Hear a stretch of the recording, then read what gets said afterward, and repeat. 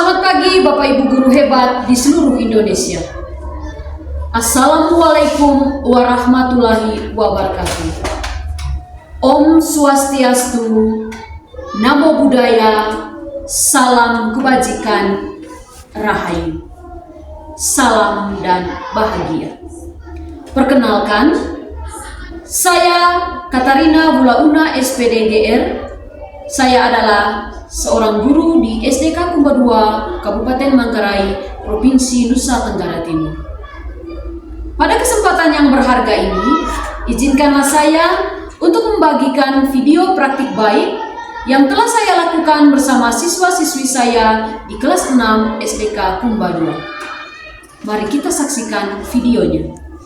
SDK Kumba II merupakan salah satu sekolah swasta Katolik yang bernaung di bawah Yayasan Persekolahan Sukma Pusat Keuskupan Ruteng, Kabupaten Manggarai, Provinsi Nusa Tenggara Timur.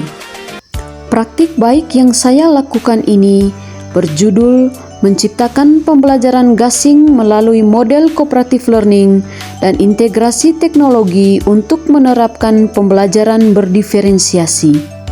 Pembelajaran saya laksanakan di kelas 6 SDK Kumba II pada mata pelajaran IPAS, topik kemerdekaan dan peristiwa sekitarnya. Selamat pagi semua. Pagi luar biasa. Lihat, Siapa yang tidak hadir hari ini? Baik, sebelum kita mulai dengan pelajaran, Ibu minta satu orang untuk pimpin kita dalam doa. Silakan.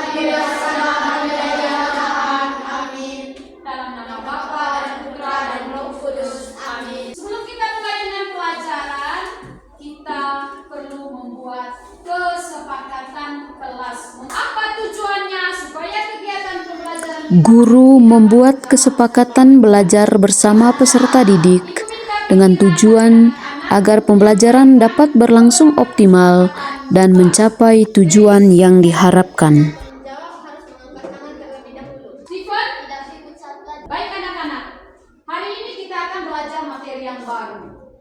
Materi yang baru ini yaitu tentang kemerdekaan dan peristiwa sekitar. Di dalam pembelajaran, guru melakukan apersepsi untuk mengetahui dan mengecek sejauh mana pemahaman peserta didik terhadap materi yang telah dipelajari sebelumnya.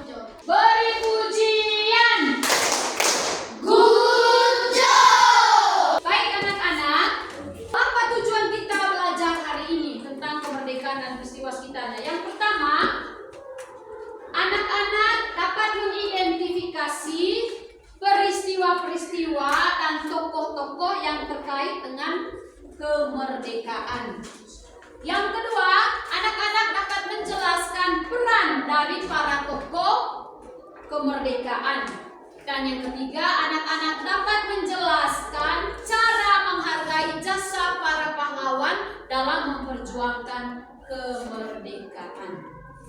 Sebelum kita melangkah lebih jauh tentang materi ini, Ibu minta kepada kalian menuliskan di sticky note apa saja yang kalian ketahui. Sebelum melanjutkan pembelajaran, guru melakukan asesmen awal secara sederhana dengan menggunakan sticky note. Guru memberikan beberapa pertanyaan dan peserta didik menjawab di sticky note tersebut, lalu menempelkan jawabannya di papan yang telah disediakan. Agar peserta didik lebih konsentrasi dan fokus pada sesi belajar, guru mengajak peserta didik untuk melakukan mindfulness dengan teknik stop. Teknik stop ini dimulai dengan meminta peserta didik untuk menghentikan semua aktivitas lain agar mereka lebih fokus pada sesi belajar. Seandainya tidak ada tokoh-tokoh para pejuang dalam kemerdekaan, bagaimana nasib kita saat ini? Baik, anak-anak, untuk menjelaskan dan mendalami lebih jauh materi ini, Ibu ajak kita untuk menonton video. Di seluruh Indonesia suatu harapan baru untuk membebaskan diri dari penjajahan dan mencapai kemerdekaan. Tanggal 7 September 1944, Jepang menjanjikan akan memberikan kemerdekaan di kemudian hari untuk rakyat Indonesia.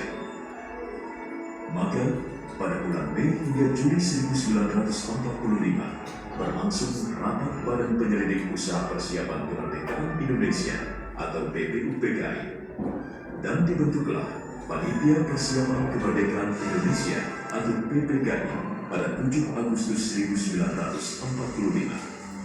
Segera memanfaatkan momen kekalahan Jepang untuk mempersiapkan kemerdekaan sendiri tanpa Anak-anak, setelah kita tadi menonton secara bersama video tadi, Setelah menonton video pembelajaran, peserta didik di dalam kelompok akan menyelesaikan LKPD yang berisi pertanyaan-pertanyaan terkait kemerdekaan dan peristiwa sekitarnya serta tokoh-tokoh penting yang berperan di dalamnya. Di sini guru memberikan kebebasan kepada setiap kelompok untuk memilih cara penyelesaian tugasnya. Ada kelompok yang menyelesaikan tugasnya dalam bentuk cerita singkat, puisi, dan lagu. Di Bengkulu pada tahun 1923 dan meninggal dunia di Jakarta pada tahun 1980. Beliau dikenal sebagai orang yang menjahit bendera pusaka, sang saka merah putih yang dikibarkan pada upacara proklamasi kemerdekaan Indonesia. Ahmad Subarjo, jiwamu suci, proklamasi kemerdekaan dirumuskan 3 orang, ada Soekarno, Muhammad Hatta, dan juga Ahmad Subarjo. Sayuti Meli ketik naskah yang asli disimpan DM dia. Jalan Imam Bonjol nomor 1 Jakarta, di rumah Tadashi Maeda, tempat disusun teks proklamasi lalu dibaca oleh Soekarno di kediamannya, Jalan Kebangsaan Timur nomor 56. Kau tak takut dibui, tak gentar akan ancaman mati.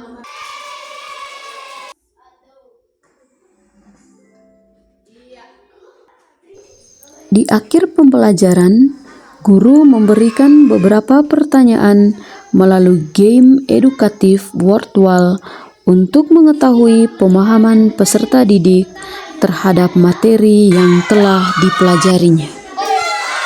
Bisa mengetahui lebih dalam tentang perjuangan para pahlawan merebut kemerdekaan. Tidak hanya itu, saya juga bisa belajar tentang Untuk menutup seluruh rangkaian kegiatan pembelajaran, peserta didik diminta untuk menyampaikan hasil refleksinya terkait perasaannya selama mengikuti proses belajar serta apa saja yang telah dipelajarinya. dengan belajar dari rangkuman atau materi-materi dan bermain game. Hari ini saya sangat senang karena belajar bersama teman-teman dengan cara membuat kelompok dan berdiskusi dalam kelompok. Hari ini saya sangat senang karena belajar bersama Ibu Rini dengan cara belajar melalui video dan game. Hari ini saya merasa senang karena bisa menonton video bersama Ibu Rini dan teman-teman. Begitu juga bisa bermain game tentang pelajaran. Dan juga hari ini sangat bermanfaat bagi saya karena saya bisa mengetahui pelajaran yang lebih dalam. Terima kasih Ibu Rini.